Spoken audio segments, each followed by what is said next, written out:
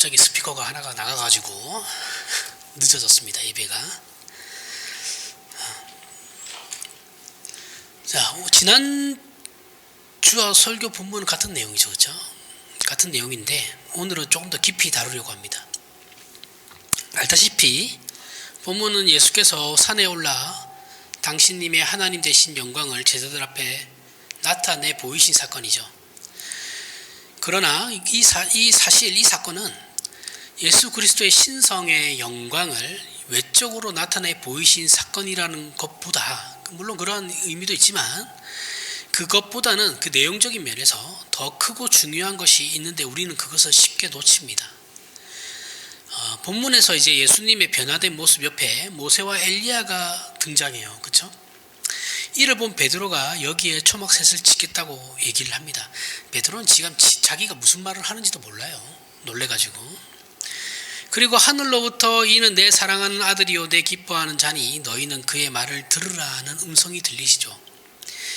이건 예수님께서 이제 모세와 엘리야와는 비교가 되지 않는 분이라는 것을 천상의 소리가 확인을 시켜주는 것이죠.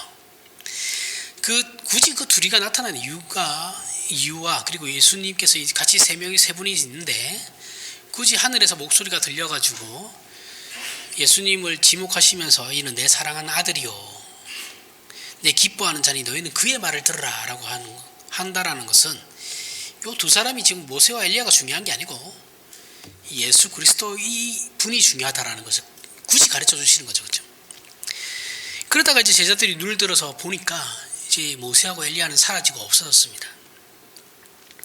자, 이 변화사 사건을 통해서 성경이 우리에게 말하고 싶은 것은 모세와 엘리야와는 비교가 될 수도 없는 이 예수 그리스도의 존재, 그 존재와 영광됨은 겉으로 나타나는 권위나 권세가 아니라 내용적으로 그렇다라는 거예요. 모세와 엘리야, 즉 율법과 선지자를 나타낸다라고 제가 지난 시간에 설명을 했습니다. 여기서 모세와 엘리야가 나타난 건 구약을 대표하는 거라고 그랬어요. 구약을 대표하는 건데 이 율법과 선지자로 대표되는 이 구약의 전체 내용들은 메시아의 예표, 앞으로 오실 메시아의 모형이죠. 그죠? 모세와 엘리야, 율법과 선지자는 모두 신약에 있을 예수 그리스도, 오시게 될 예수 그리스도를 메시아를 예표하는 거예요. 모형입니다. 하지만 이 예표나 모형은 실체가 나타나게 되면 그 가치와 자리를 잃게 돼요. 예표는 실체가 나타나면 사라지는 것이죠. 더 이상 예표가 필요가 없어요. 그렇죠? 메시아가 오실 거다라는 그 예언을 통해 예언을 보여주기 위해서 하나의 예표로 등장하는 것은 실체가 나타나게 되면 이것들은 다 없어지는 거예요. 왜냐하면 실체가 나타났으니까 더 이상의 그 예표, 모형은 필요가 없죠. 그 가치를 잃어버리게 됩니다. 그 위치도 잃어버리게 돼요. 더 이상 필요가 없기 때문에 그런 거예요. 이와 같이 이제 예표의 실체이신 예수 그리스도의 나타나심으로 인해서 어떻게 되는 겁니까? 모세와 엘리야는 더 이상 필요 없다. 율법과 선지자는 더 이상 필요가 없다라는 것을 말씀하시는 거예요. 완성자가 오셨으니까. 그 모든 구약에서 모든 것을 나타내던 그 실체가 오셨으니까 그 모든 예표들은 이제 더 이상 필요가 없다. 완성되었다라는 건 정확한 표현이죠. 율법을 예수님께서는 완성시키신 거죠. 그렇죠? 율법을 폐하러 오신 게 아니죠. 예수님께서는 율법을 완성시키신 겁니다. 완성시켰기 때문에 우리가 구약에서 지키던 안식일도 지금은 지키지 않는 것이고, 어떻게 해요? 그 구약에서 지키던 그 제사의식, 제의 그런 것도 이제 안 하는 거죠. 왜냐하면 예수 그리스도가 완성시켰기 때문에 더 이상 필요가 없는 거예요. 더 이상 같이 있을 수 없는 거죠. 실체가 왔으니까 예표는 더 이상 같이 있을 이유가 없어요. 그래서 예표는 사라져야 되는 겁니다. 그래서 사라지는 거예요. 사라지고 예수님만 남게 되는 거죠. 이게 변화산 사건의 중요한 핵심입니다. 그런데 오늘날 기독교 신자들 중에 예수님에 대한 신앙을 예수님과 함께 모세와 엘리야도 대등하게 소유할 수 있다라는 생각을 가지고 그런 신앙을 추구하는 사람들이 너무 많아요. 예수님이면 예수님만 있으면 되는데 예수님만 가지고는 왠지 모자랄 것 같아서 예전의 것을 다 끄집어내가지고 그것도 같이 가려고 하는, 그러면은 안 돼요. 그럼 이단되는 겁니다. 근데 이거 진짜 많아요. 복음주의 안에 이런 일들 너무 많습니다. 이런 사람들은 예수 안에 있으면 더 이상 모세와 엘리야는 필요 없다라는 오늘 우리가 다루는 이 기독교 신앙에 대한 제대로 된 이해가 없기 때문에 그런 것이죠. 물론 이 사람들도 예수 그리스도를 통해서 구원을 얻고 영원한 생명을 허락받는다라는 것은 알아요. 그런 차원에서는 예수 그리스도에 대한 그 의미나 가치를 인식하고 있는 것은 사실입니다. 모르는 건 아니에요. 그러나 현실적인, 그러니까 그거는 내 신앙, 내가 살아가는 현실의 문제에 있어서는 아무것도 안 해준다고, 아무것도 아니다라고 생각하는 거죠. 현실과 신앙을 분리시켜버려요. 그러면서 어떻게 되냐면 내가 현실을 살아갈 때는 예수 그리스도께서 필요하신 것이 아니고 모세와 엘리야가 필요한 거다라고 생각하는 거죠.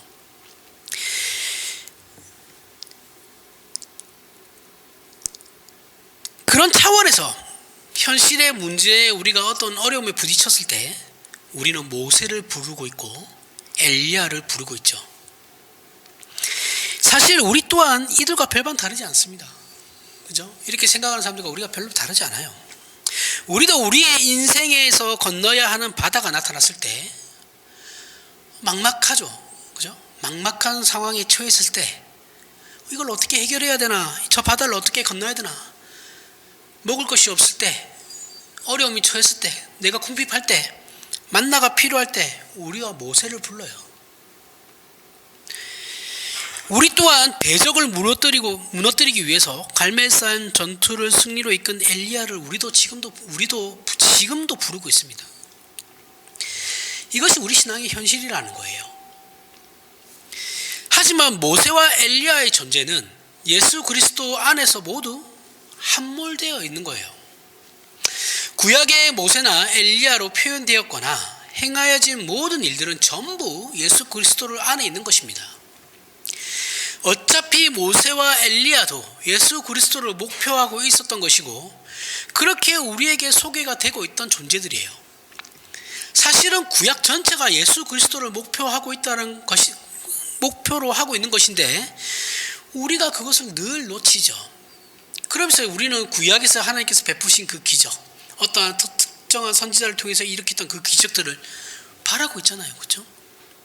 예수님, 더 위대한 예수 그리스도를 우리 곁에 두고 있으면서 그 예수님은 바라보지 않아요. 그 예수님은 내 현실의 문제를 해결해 주실 것 같지 않아요. 하나님, 지금은 엘리야 같은 사람이 필요한 겁니다. 얼마 전에 부산에서 어떤 이상한 목사가 특정 대통령 후보 보고 엘리야다라고 얘기를 하던데 엘리야는 무속신앙을 믿지 않아요. 엘리야가 언제 무속신앙인이었어요? 왜 그 사람 보고 엘리야라고 하는지 도대체가 이해가 안 가는데 정신 차리셔야 됩니다. 목사들 진짜. 왜 자꾸 선거에 개입하려고 그래요? 그것도 강대상에서 왜 선거 얘기를 합니까 자꾸? 정신을 못 차려요. 엘리야가 언제 바알을 섬겼어요? 이상하죠. 참 이런 것 보면 답이 없습니다. 한국교회.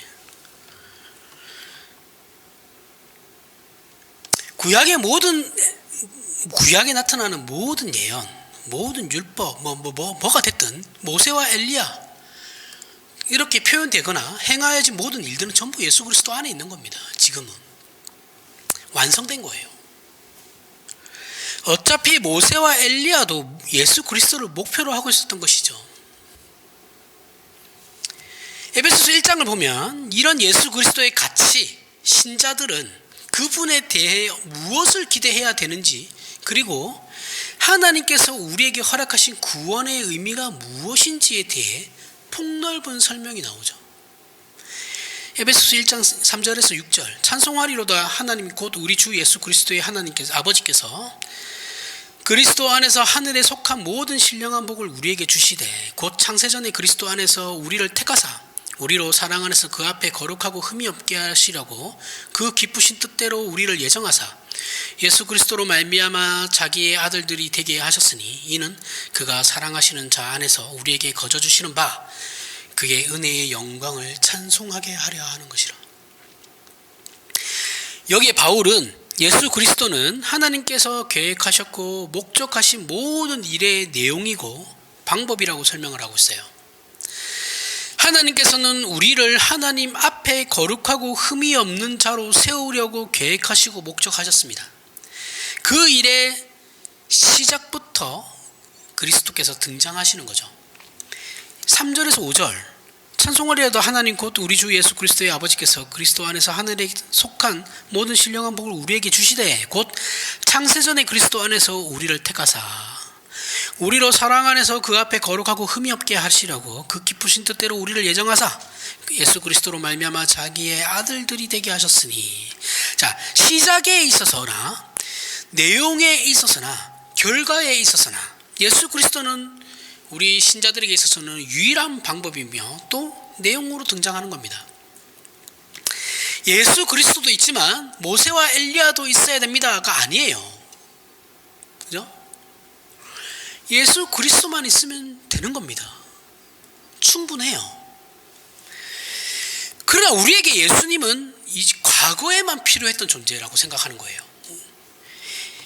과거에 내가 구원받을 때 그때만 소용이 있었던 것처럼 생각해버려요. 우리는 마치 예수를 믿어 죄와 사망에서 벗어나 영원한 하나님의 나라를 운명으로 가지는 것, 이때만 예수님의 역할은 필요한 것이고, 이게 그렇게 되고 난 뒤에는 예수님의 역할은 끝났고 그 다음에는 모세와 엘리야가 우리에게 우리 신앙 현실에 필요한 겁니다라고 얘기하면 이건 잘못된 거예요. 틀린 겁니다. 예수를 믿는다라는 것은 예수로 말미암아 복된 존재와 운명을 시작했을 뿐만 아니라 내용과 결과라는 것을 모르고 있기 때문에 그런 거예요. 신자가 예수를 믿게 된 건 그 예수로 시작된 신앙임과 동시에 예수로 결말이 되어지는 거예요. 시작과 끝이 오직 예수 그리스도밖에 없어요.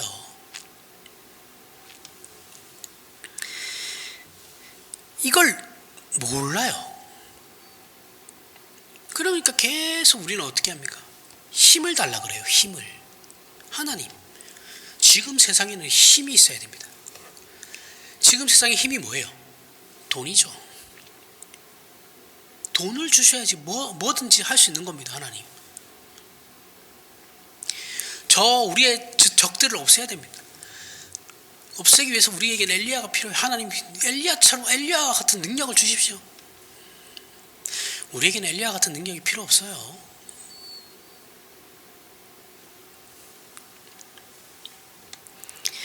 한국 교회를 보면 마치 예수를 믿은 다음부터는 더 이상 예수님께는 우리가 배울 게 없고, 이것이 그렇게 잘난 척하고 있는 우리 신자들의 무지함이에요. 못난 현실이죠. 잘난 척은 엄청 하는데 아는 건 하나도 없어요. 우기기만 하죠. 아니에요, 아닙니다, 성경이 가르치는 건 그런 게 아닙니다라고 하면 우겨요. 우기면 신앙이 성장해 가나요? 웃긴다고 될 문제가 아니잖아요. 성경을 바로 보셔야지. 마치 이런 거죠. 우리 지금은 고등학생들 잘 모르겠는데, 제가 중고등부를 안 맡은 지 오래돼가지고, 저희 때만 해도 고등부 때 이제 고3 되면 취업반 그리고 진학반으로 나뉘잖아요. 그죠? 뭐 인문계든 실업계도 그렇지만 저희 때는 실업계도 진학반이 있었거든요. 인문계 안에서도 진학반과 취업반으로 나뉘었어요. 이제 고3이니까 이제 후반기 때 취업을 나간단 말이죠. 취업을 나가가지고 나 이제 취업했으니까 더 이상 공부할 필요가 없어, 이런 거와 똑같은 거죠. 나 이제 고등학교 졸업했으니까 책도 읽을 필요 없고 나 공부도 할 만큼 했어, 더 이상 내 인생에 공부는 없어. 그러면 그 사람이 성장하나요? 절대 성장하지 않죠. 공부는 죽을 때까지 하는 겁니다. 그래서 한국교회 신자들은 더 이상 예수님에게 배울 필요가 없고 전도라는 이름으로 내가 믿은 예수를 소개하기에만 바빠요. 내가 예수를 믿어서 어떻게 어떠한 삶으로 어떠한 사람으로 변화되고 되는 것이 중요한 것이 아니라 나는 예수를 믿었으니까 끝났고 이제 내가 그 알게 된 예수를 소개만 해요. 이게 마치 기독교 신앙의 유일한 신앙이라고 생각해요. 그러면서 어떻게 해요? 교회에서 신앙 좀 좋다는 사람들은 뭐 어떤 기준에서 신앙이 좋다라고 하는 건지 저는 잘 모르겠지만 그렇게 막 전도를 하잖아요. 그죠? 전도하는 건 좋아요. 전도하지 말라는 게 아닙니다. 근데 알고 하셔야죠. 바르게. 그래서 소개만 하는 것이 내가 신앙인으로서 그게 다다. 그러면 그분은 틀린 겁니다. 잘못된 것도 아니라 틀린 거예요. 한국 교회에서 전도라는 것은 너무 이런 부분에 치중되어 있죠. 잘 생각해 보십시오. 우리나라 주변에 우리 주변에 믿는 사람들 많잖아요. 그분도 한번 보십시오. 전도를 해야 되는 건 아는데 이게 말하기가 부끄러우니까 이제 전도를 못 한단 말이죠. 그러면 본인의 삶으로 보여주면 되잖아요. 근데 그건 또 더 안 하죠. 그걸 전도라고 생각은 안 해요. 또 이런 것도 신기하고. 하여튼 전도라는 것은 예수를 믿는 모든 신자들이라고 한다면 모두가 가지는 신앙 고백이 기본이에요.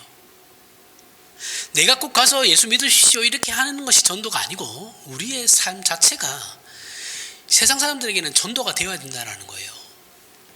신자는 예수를 믿어 진리와 생명과 영혼을 소유하고 있기 때문에 전도는 모든 신자들에게 있어서 그 가진 바 존재와 그 믿는 바 신앙의 성격 자체로 이미 전도인 것이에요. 그래서 신자는 바르게 살아야 되는 겁니다. 성경대로 살아야 되는 거예요. 우리의 모습 자체가 전도가 되기 때문에 이것도 전도예요. 빛을 감출 수 없죠. 그죠? 빛을 감춘다고 감춰지나요? 생명은 자라날 수밖에 없어요. 그러나 한국 교회에서 전도는 이런 것이 아니죠. 어떤 거예요? 영업이죠. 영업. 마치 그거 다단계 같이 영업이죠.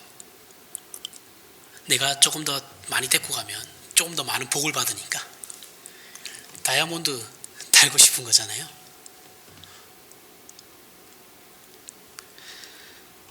영업과 같은 것이 되어버렸죠. 우리는 예수를 믿고 나서도 아직 현실적으로 해결해야 할 일이 많습니다. 그렇죠? 내가 예수를 믿었다고 해서 내 현실이 변하는 게 아니에요. 내 현실은 여전히 시궁창이에요. 그리고 그 해결을 위해서 우리는 어떻게 합니까? 내가 예수를 믿었으니까 모세와 엘리야를 찾죠. 힘을 주십시오. 그 이유는 예수 그리스도 안에 모세와 엘리야가 다 녹아있다는 것을 모르고 있기 때문에 그런 겁니다. 우리 신자들은 모세를 불러야 할 자리에 예수 그리스도를 불러야 하고 엘리야를 불러야 할 자리에 예수 그리스도를 불러야 하는 겁니다. 그 안에 다 있어요. 이것이 앞에 에베소서 1장 3절에서부터 6절이 말하는 내용입니다. 그리고 그 뒤에 7절, 10절, 7절에서부터 10절에 에베소서 1장 7절에서부터 10절 우리는 그리스도 안에서 그의 은혜의 풍성함을 따라 그의 피로 말미암아 속량 곧 죄사함을 받았느니라. 이는 그가 모든 지혜와 총명을 우리에게 넘치게 하사 그 뜻의 비밀을 우리에게 알리신 것이요 그의 기뻐하심을 따라 그리스도 안에서 때가 찬 경륜을 위하여 예정하신 것이니 하늘에 있는 것이나 땅에 있는 것이 다 그리스도 안에서 통일되게 하려 하심이라. 예수 그리스도 안에 있는 비밀은 하나님께서 그리스도 안에서 경영하시는 일이 있다라는 거죠.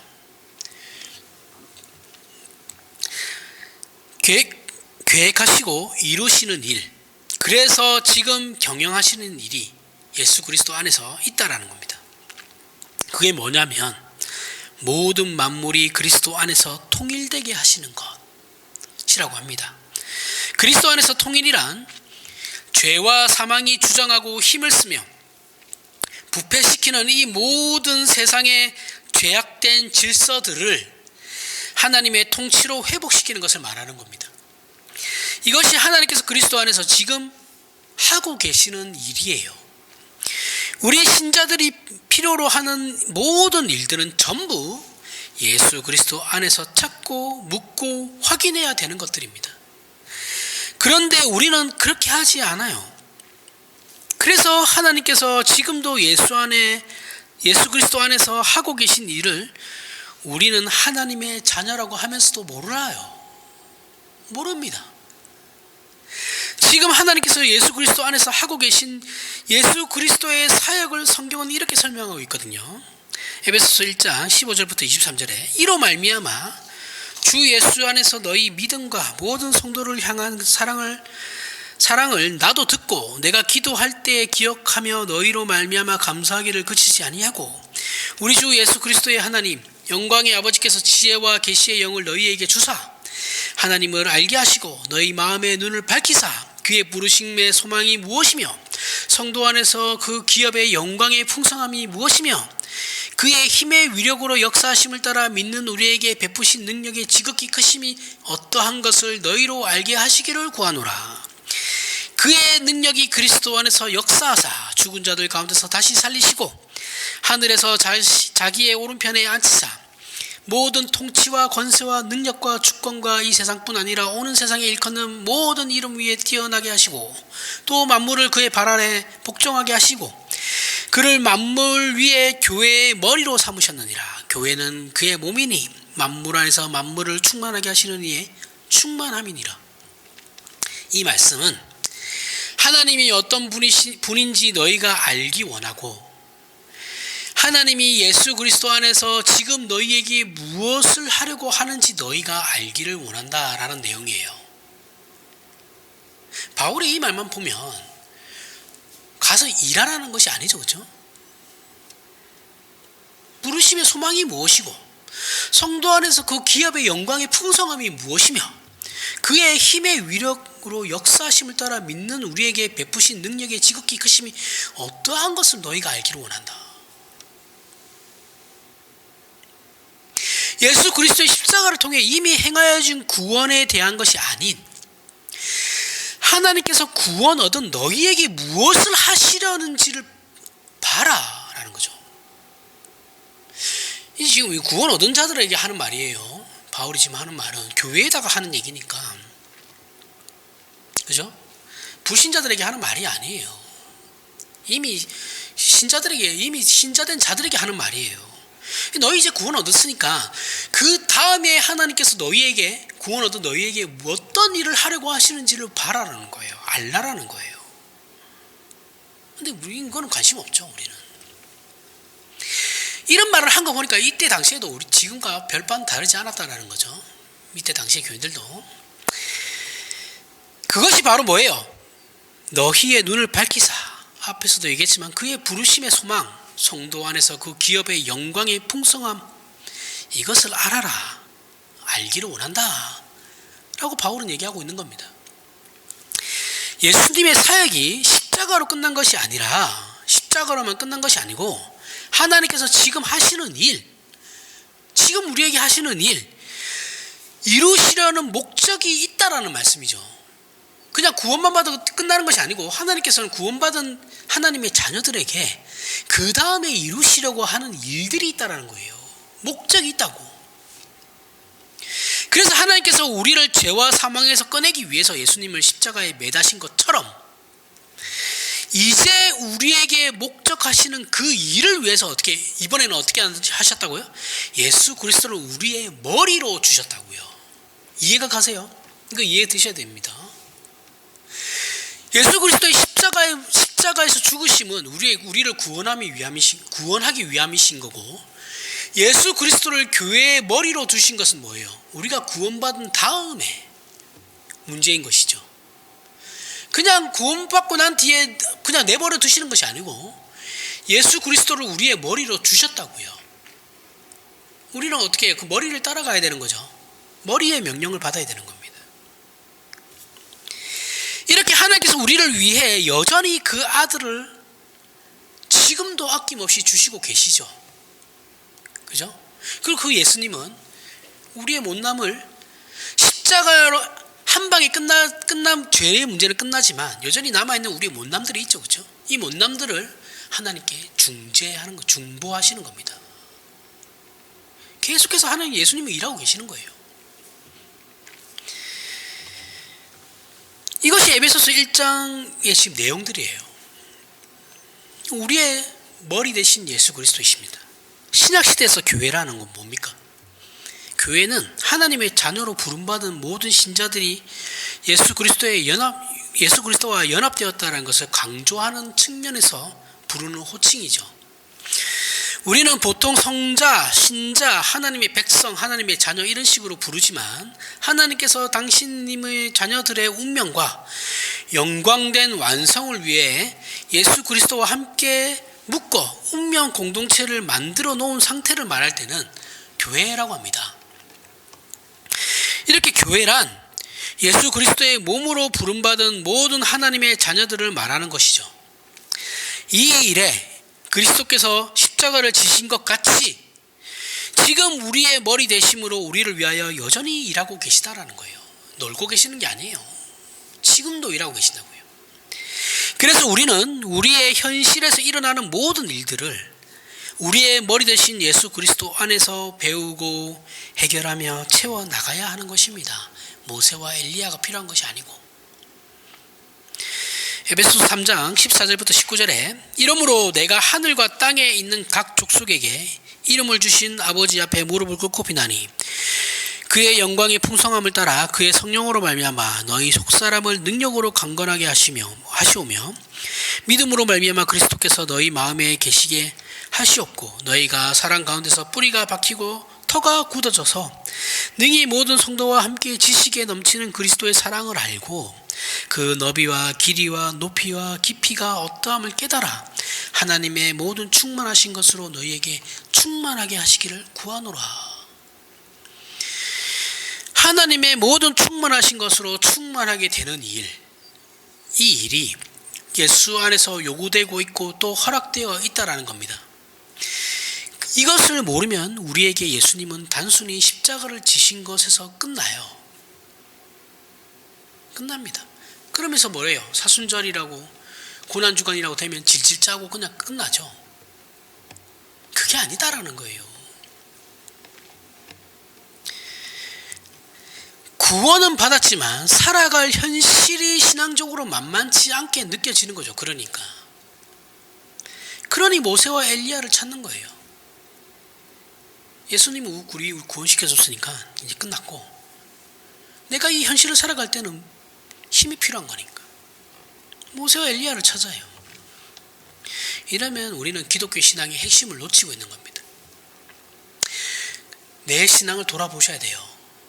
본인의 신앙을 돌아보셔야 됩니다. 그래서 성경은 우리에게 그리스도의 사랑을 알고 그 너비와 깊이와 높이와 깊이를 가지라라고 요구하고 있는 겁니다. 하나님의 충만하신 것으로 채워지는 일을 요구하시는 거라고요.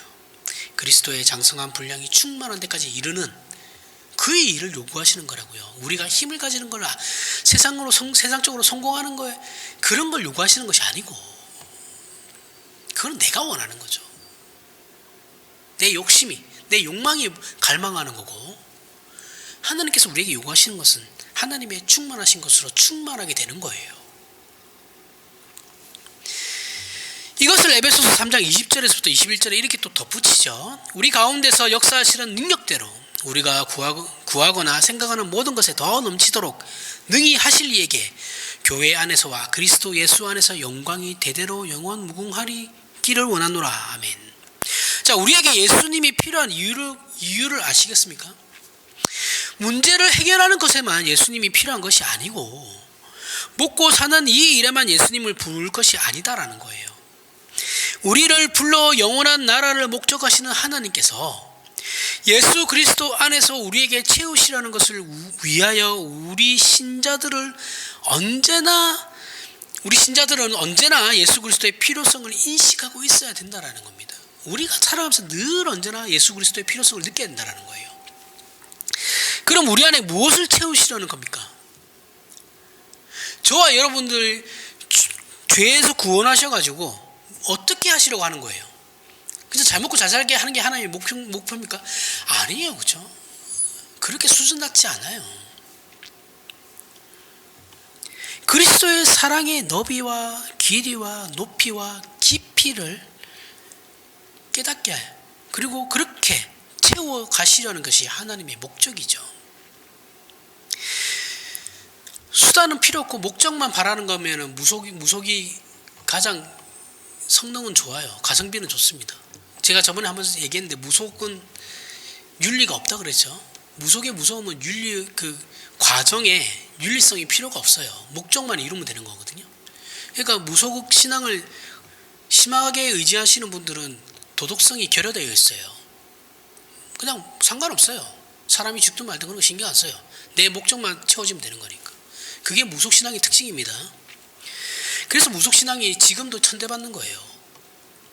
무속신앙은 어느 나라든 정식 종교로 인정 못 받죠. 그게 왜 그런지를 생각하셔야 돼요. 위험성이 있기 때문에 그런 겁니다. 그 세상 사람들도 그걸 알아요.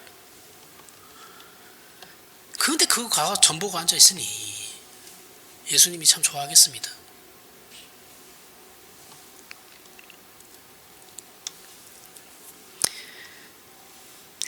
우리가 이런 일들에 대한 이해가 부족한 신앙을 가지면, 내가 예수를 믿어서 그 다음이 무엇인가를 이해하지 못하면 모세를 부르는 거예요.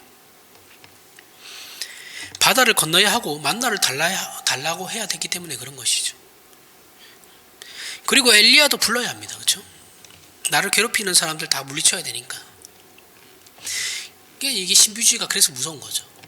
기독교 안에 있어서 신비주의도 마찬가지예요. 그 안에 윤리는 없어요.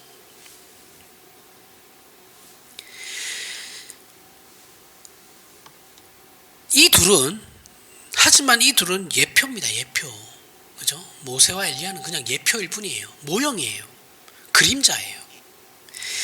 이 예표와 모형, 그림자의 실제신 예수 그리스도께서 오셨고, 그분께서 우리의 머리가 되셨으므로 우리가 생각하고 필요한 모든 것에 넘치도록 하나님으로부터 능히 허락받고 있는 겁니다. 그럼에도 불구하고, 그런 것을 허락받고 있음에도 불구하고 우리는 예수님을 제쳐놔요.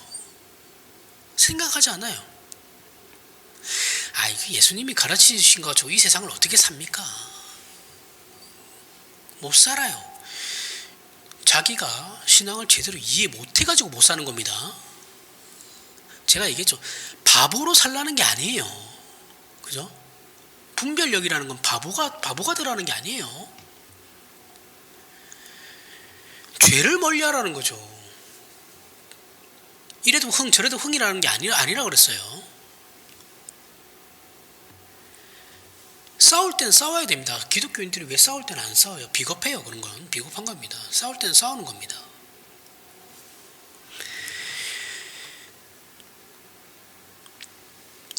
이제는 교회 안에서 전 보는 것도 아빠한테 얘기했지만 아무렇지도 않아요.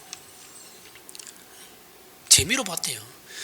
재미로 자기 생명을 걸고 재미로 한번 보십시오. 그걸 보나?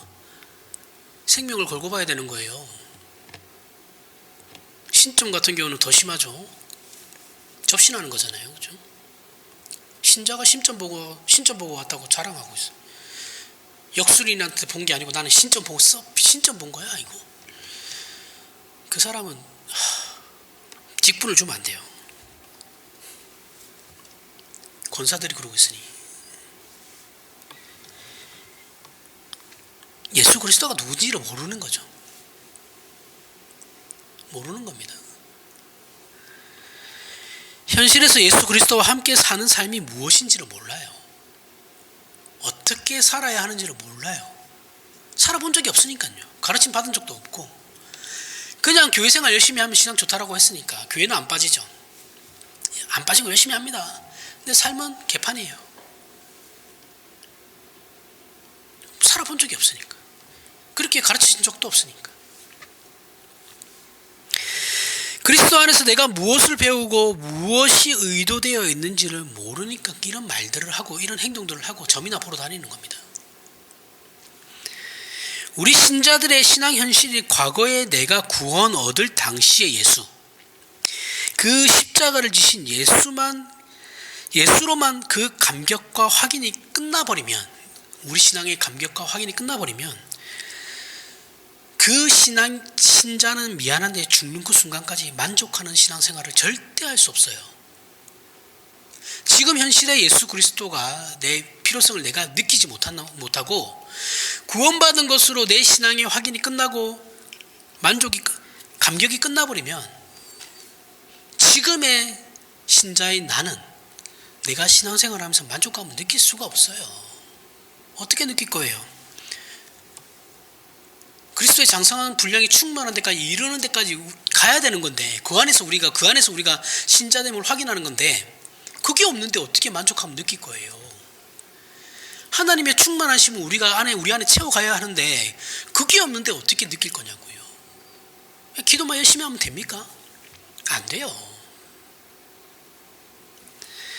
에베소서 4장 13절부터 16절에 우리가 다 하나님의 아들을 믿는 것과 아는 일에 하나가 되어 온전한 사람을 이루어 그리스도의 장성한 분량이 충만한 데까지 이르리니, 이는 우리가 이제부터 어린아이가 되지 아니하여 사람의 속임수와 간사한 유혹에 빠져 온갖 교훈의 풍조에 밀려 요동하지 않게 하려 함이라. 오직 사랑 안에서 참된 것을 하여 범사에 그에게까지 자랄지라. 그는 머리니 곧 그리스도라. 그에게서 온몸이 각 마디를 통하여 도움을 받음으로 연결되고 결합되어 각체의 분량대로 역사하여 그 몸을 자라게 하며 사랑 안에서 스스로 세우느니라. 성경은 우리에게 분명히 얘기하고 있습니다. 그렇죠? 바울은 그리스도의 장성한 분량이 충만한 데까지 가라. 하나님의 충만하심으로 채워져라. 그게 목적이에요. 이것이 우리가 예수를 믿어 허락받고 있고 요구받고 있는 현실이죠. 이 성화의 단계를 얘기하는 겁니다. 그저 우리가 믿는 예수 그리스도를 놓지 않는 정도. 그래, 나는 예수를 믿고 있어. 예수를 믿는다고 하면서 교회 안 나가시는 분들 있죠, 많죠. 나 교회는 안 나가. 그런데 썩어 빠진 교회들은 안 나가. 근데 예수는 믿어. 거짓말이에요. 예수를 믿으면 교회를 나가셔야 돼요. 하나님은 교회를 통해서 일을 하시는 겁니다. 자기 혼자는 절대 안 돼요. 그렇게 신앙생활 되지도 않아요. 제 친구 중에도 그런 애들 있어요. 교회 실망해가지고 안 나가는 애들. 안 됩니다. 그거 죄송한데 친구라고 해도 안 되는 건 안 되는 거예요. 그렇게 신앙생활 하면 안 돼요. 하나도 안 자랍니다. 채워지지가 않아요. 교회가 썩어 문드러진 것 같고 그 안에서 우리가 지지고 볶고 서로 그런 것 같아도 그 안에서 우리는 자라가는 거예요. 우리가 살아가는 모든 현실의 세상적인 도전과 유혹과 시험을 위해서 이 싸움을 하라는 거예요.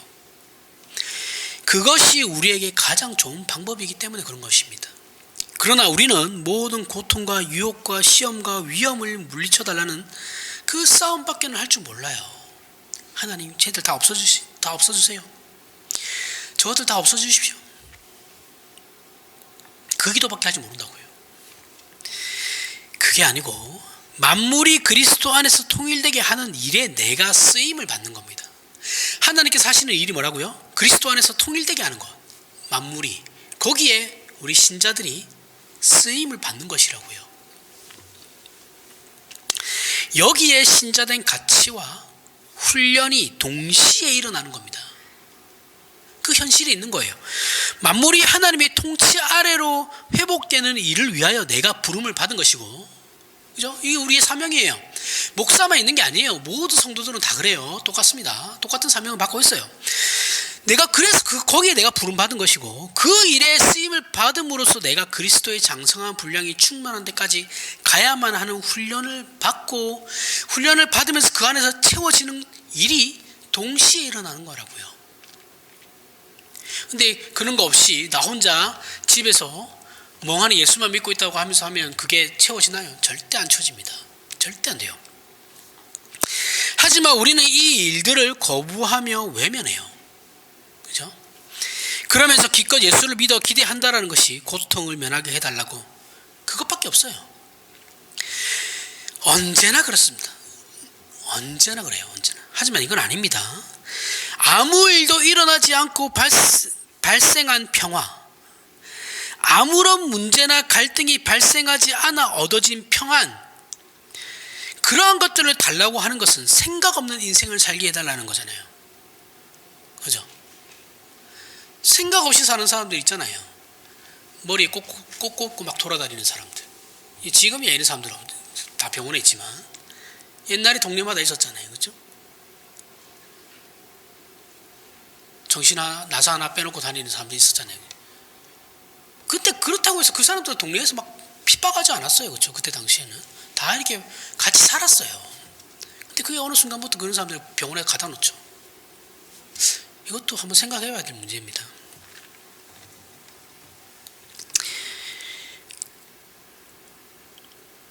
그렇게 해서 그런 사람들이 되게 원하는 건가요? 그러면 나에게 평안을 주십시오.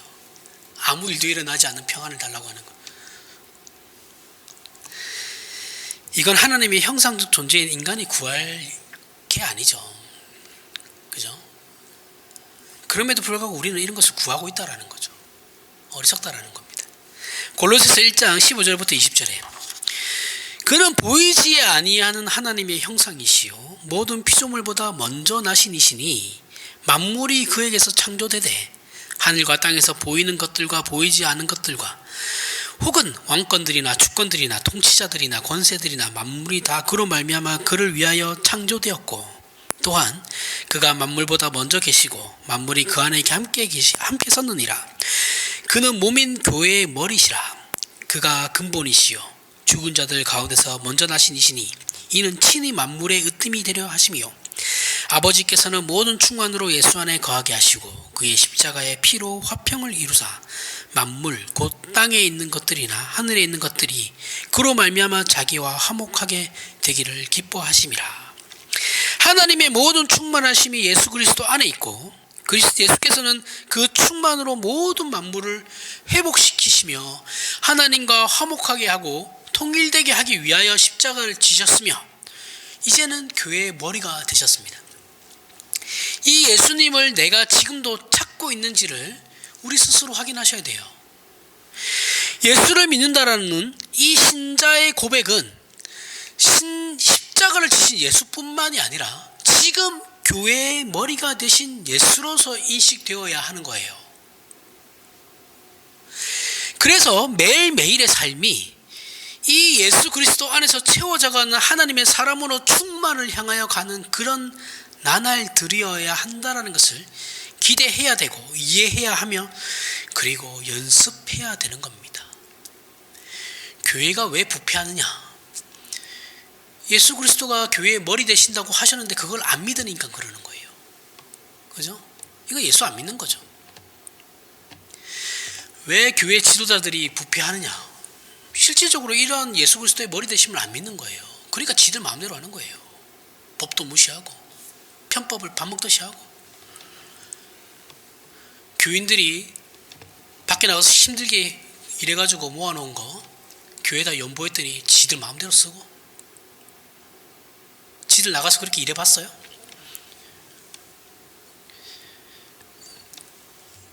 그렇게 내 마음대로 하는 겁니다. 예수님이 교회 머리라고 생각 안 하는 거예요. 예수님이 정말 교회 머리가 되셨다고 생각하면 그렇게 할 수 있겠어요? 그걸 믿고 있으면 무서워서라도 못하죠. 근데 안 믿는 거예요. 결국은 이 예수 그리스도 안에 무엇이 있습니까? 무엇이 있느냐 하면 골로새서 2장 3절에 그 안에는 지혜와 지식의 모든 부하가 감추어져 있다 라고 합니다. 복을 위하여 복권을 사지 말고 예수 그리스도를 붙잡아야 된다는 거예요. 그 안에는 하나님의 모든 충만이 있고 우리를 향한 하나님의 모든 복이 그 안에 있는 겁니다. 지혜와 지식의 모든 부하가 그 안에 있어요. 그것을 우리에게 주시기 위해서 예수 그리스도께서 우리의 머리가 되신 거예요. 머리와 몸은 분리될 수 없죠. 분리되면 죽어요. 그 이상의 또 밀접한 관계가 어디 있겠냐고요. 그런데 우리가 이 일을 거부하고 있죠. 거부하고 있으니까 교회에서 그런 부패가 일어나는 거고 내 그리스도인인 내 삶이 내가 그리스도의 지체이면서도 불구하고 내 마음대로 살아가는 거예요. 예수님이 분명히 그렇게 살라고는 얘기 안 하셨을 거니까. 자기가 예수 그리스도와 머리 대고 내가 지체되는 게 싫어서 분리되려고 하는 거죠.